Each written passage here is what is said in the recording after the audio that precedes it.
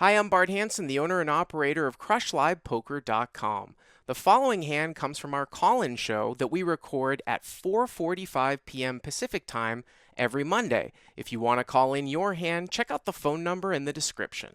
Had a hand last night. Had some thoughts about overpairs and kind of more about concept of, against better players when to check overpairs. I know I don't want to get too fancy with my thought, but what basically happened was there was a limp, and I raised with black aces on the button, and I got two calls. The big blind, and Is this a 2-5 game? Yeah, it was 2-5. 2-5 at the win? 2-5. Yeah, at the win. Yeah. So it's a 1,500 cap game? Yeah, I had like 1,000, and this guy in this big blind had about 500. Okay. And the other guy had about 1,000 also. Okay. It's not too detailed, other than the guy almost wanted to 3-bet. Looked like he wanted to 3-bet in the big blind, but he called. Tell me, just go through the whole hand so I can write it out here. Okay. Limp for middle position. Yep. I raised to 25 with black aces on the button. Okay. And they both. So big blind kind of thinks about 3-betting and calls, and then limper calls. Okay. About $80 in the pot. Flop comes Jack 10-9 with 2 hearts. Jack 9 of hearts. Jack 10-9 with 2 hearts. Jack and the 9 of hearts? Yeah. Okay.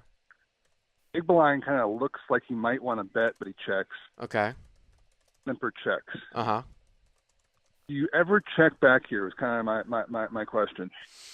I don't think I would check back aces here all that much because, again, at 2-5, I mean, it becomes a situation where you most likely have to bet fold, obviously.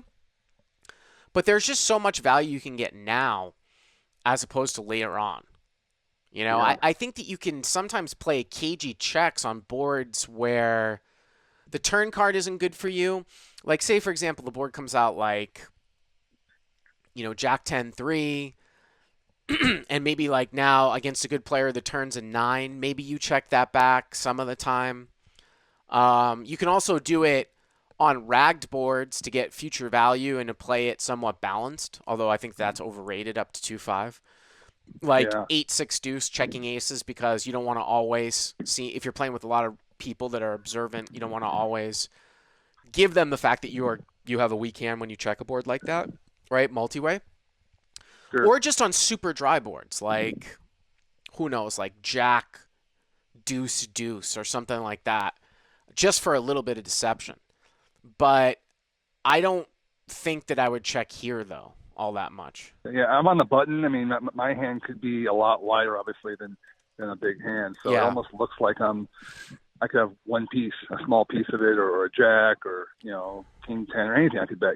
So, but I also, by the same token, with my range being wider, I can probably be bluffed a lot easier in that spot. And maybe I'm being a little result oriented with this, because I had another hand that was kind of similar earlier in the week, where I had to bet fold and overpair on a card that wasn't that. It was like a straightening card. But anyway, so make a long story short, I bet 50. Yep. And the big blind made it 125, and he had like 320 back.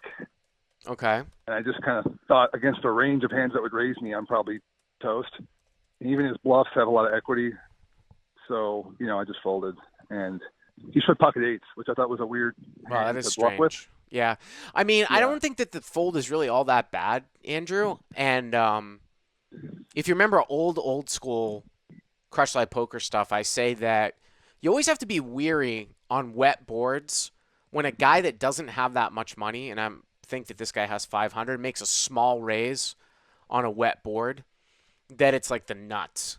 Like, that is very strange for a guy to do that with eights. Like, I don't even know if I've even seen that in all the commentary that I've done. And normally you're just not going to be good.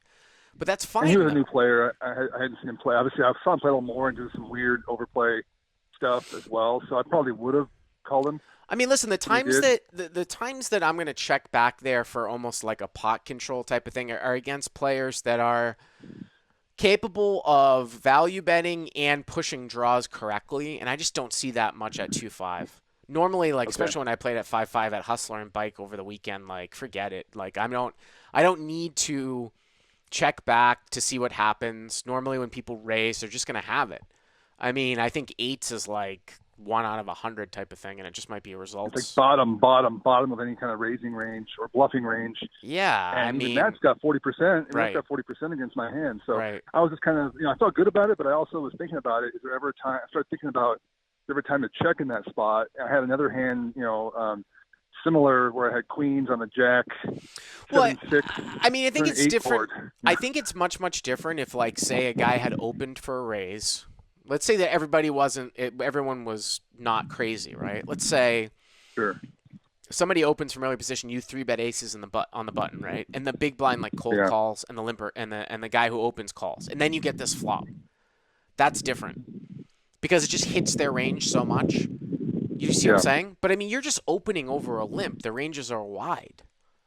So you can't just all of a sudden give him that and check it back. Now, All the two pair, all the straights, everything. yeah, I Yeah, mean, exactly. it's like three betting aces and having the board come out queen jack 10 when somebody cold calls a three bet and somebody else calls. Like that cold caller has a very defined range when you three bet and then you get a cold call, right? Yeah. But I think this case is different. Hey guys, if you like what you've seen here, please click on the subscribe button and you'll get notified every time we put up a new video. And if you want to check out CrushLivePoker.com for the first month free, use the code YTA100. Click on the link right there.